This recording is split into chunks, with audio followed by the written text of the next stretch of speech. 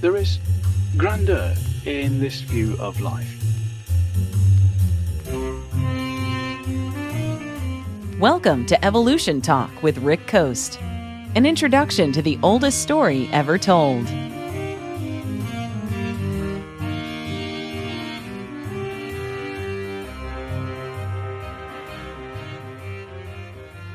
There is something fascinating about digging into the earth, digging in the hopes of pulling out of it some piece of the past, some little forgotten glimpse into another person's or a thing's life. And the more distant, the better. When I was a kid, there was a sand pit near my parents' house, and me and my friend Jimmy used to dig there for hours. We were sure that there had to be buried treasure there somewhere, and without the aid of a treasure map, we would try to think like pirates and pick the spot most likely to give up its secrets. During one of our afternoon digs, I found a gold watch band. You know, the kind that stretches around your wrist. Now, I'm pretty sure that Jimmy planted it there when I wasn't looking. I'll never know, of course, but it served its purpose, and it fueled our imaginations for more digs and more afternoons creating deep holes. We never really found anything besides that watch band. And I wonder what we would have done had we found something unusual, some ancient relic or bone that we couldn't quite explain. We probably would have brought it to school for maybe show and tell, and it certainly would have made us search for bigger and better things. But that was never to be. Our digs stopped by the time I was about 9. I retired my shovel for a cheap telescope, and I started searching for something else. I gave up searching for the unknown beneath my feet, and instead I turned my eyes skyward. Now, had I known about a girl that lived a quarter of the way around the world who had been roughly my age when she'd made her first discovery, I might have kept digging. Our excavations might have been separated by 164 years, but if I listened carefully to the wind, on the windiest of days, I might have heard a whisper of the name Mary.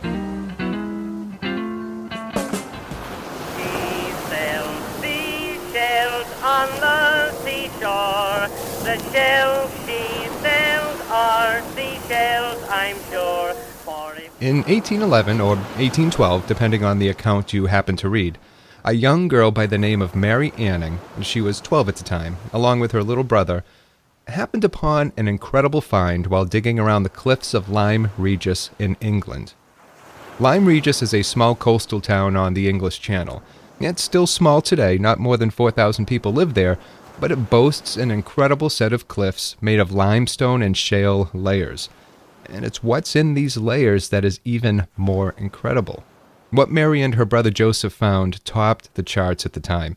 It was a skull, a very large skull. 4 feet long, in fact, and this one had jagged teeth. They first thought that they had found a crocodile. You might too had you been the one to find it in that day and age. Unknown creatures weren't a thing yet. The term dinosaur wasn't invented until the 1840s, and that was by the biologist Richard Owen. So Mary and her brother had pulled something out of the cliff. They just weren't sure what it was. But Mary now had the bug, so she kept looking. Her efforts paid off, and she soon found the rest of the great beast, a large skeleton of a creature no one had ever seen before. At least, human eyes had never seen it before. They sold the skeleton to a local collector, who eventually sold it to Charles Koenig. Now, Koenig was then the keeper of the Department of Natural History at the British Museum. Koenig had even given it a name. He called it an ichthyosaurus. Mary's family was no strangers to finding odd things in the cliffs either.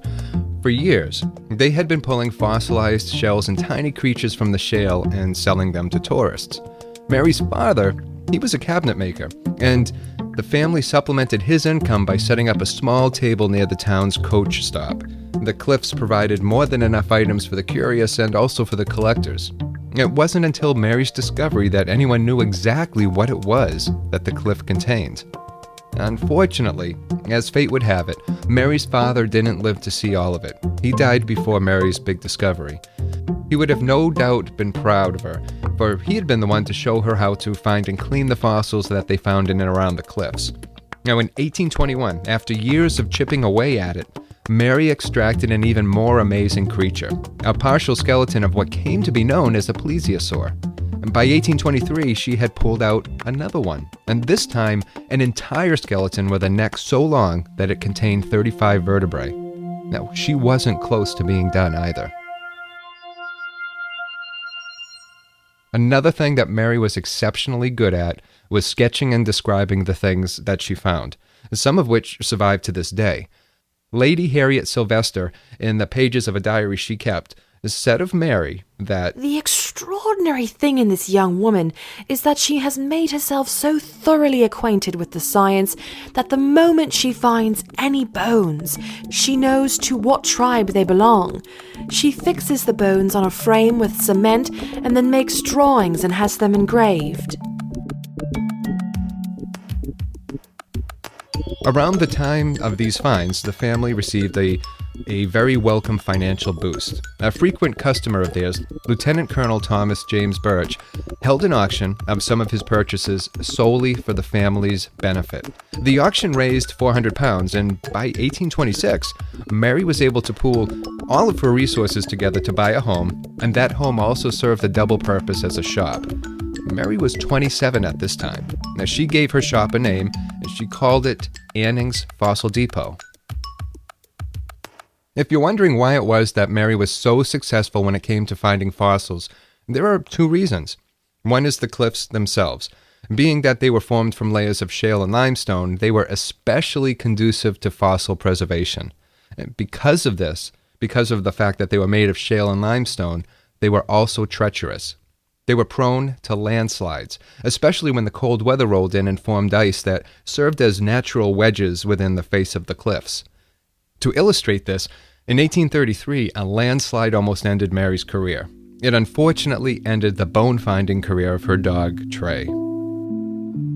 Perhaps you will laugh when I say the death of my old faithful dog has quite upset me.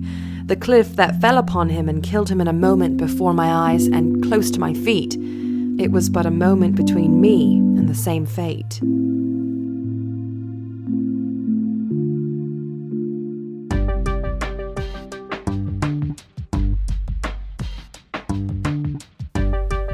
The second reason for Mary's success was that she was simply very good at what she did.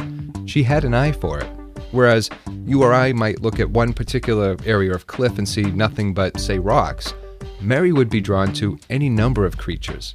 A jutting stone might be the snout of a plesiosaur. A flat piece of slate could be a flipper. You might even find the head of a pterosaur, which Mary did in 1828 when she pulled the fossil of a Dimorphodon macronix out of the cliff. And that was a pterosaur which flew over Europe some 200 million years ago. Now, there was a problem with all of this. Credit. Mary received very little when it came to the professional publications at the time, or even official reports on the findings. More often than not, the person who purchased the fossils was named in the literature. And being that she was a woman, she was not allowed to become a member of the Geological Society of London. That was the oldest one of its kind. They didn't open the doors to women until 1919. Now, that's not to say that she wasn't respected by the biologists and paleontologists of her day, though. England's brightest minds often paid Mary visits and asked to be shown around the cliffs. William Buckland was a frequent visitor. Even Richard Owen is said to have gone on fossil hunting excursions along the cliffs with Mary serving as a guide. Nevertheless, the lack of mention when it came to her efforts and discoveries caused her to be somewhat wary at times, especially of strangers, and she often found herself questioning the motives of others. The world has used me so unkindly. I fear it has made me suspicious of everyone.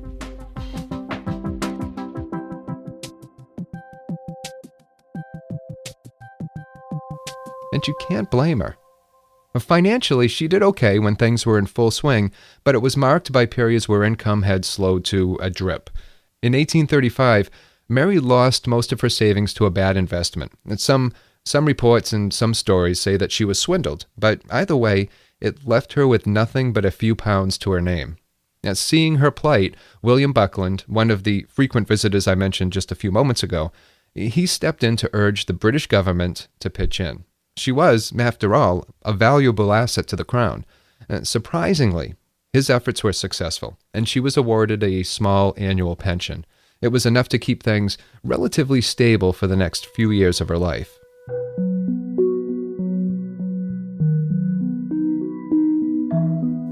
By the mid-1840s, things had begun to slow down for Mary. Not because the cliff's abundance of fossils were drying up, not even close, but Mary's health had taken a turn for the worse. Mary had breast cancer, a disease that she fought bravely until it finally claimed her life on March 9, 1847. She was only 47 years old. The fossils that Mary collected are still out there. You can see them in any number of museums. The Natural Museum in London has a few, as does Oxford University. Her fossils live on, yet Mary remains virtually unknown. The tongue twister that opened this episode, She Sells Seashells, I have a hard time saying that myself. That one was penned by Terry Sullivan in 1908, and it's said to be about Mary. And a few years after her death, the Geological Society of London, the same one which would not, or more appropriately, could not, accept her as a member at the time, gifted a stained glass window to the church in Lyme Regis in Mary's honor. It's still there today. In 2010, the Royal Society listed Mary as one of the 10 most influential women in the history of science.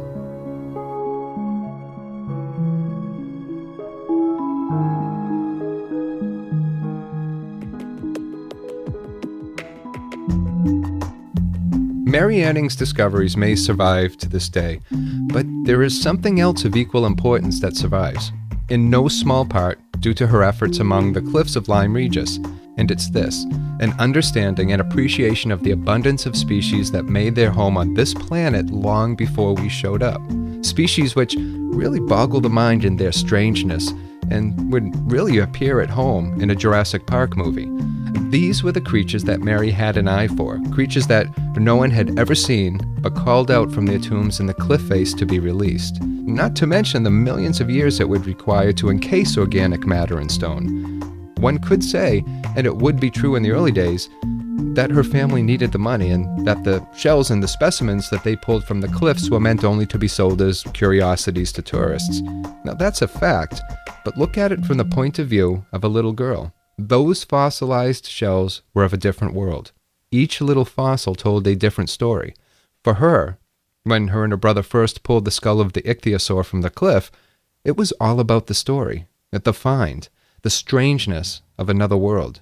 It's why she painstakingly and meticulously spent years digging away at the cliff to release the plesiosaur from its stony grave. It was the stories of the cliff that attracted Mary. She learned from them. She cared to learn from them. The money she earned only enabled her to allow those stories to be told.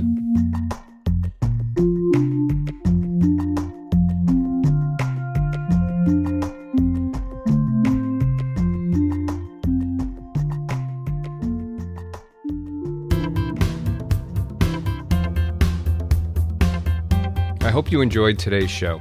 And if you want to learn more about the music on today's episode, you can find all of this and more at the show's official site, evolutiontalk.com. And as always, thank you for listening and supporting the show. And until next time, please take care of yourself. She sells? I can't even say it.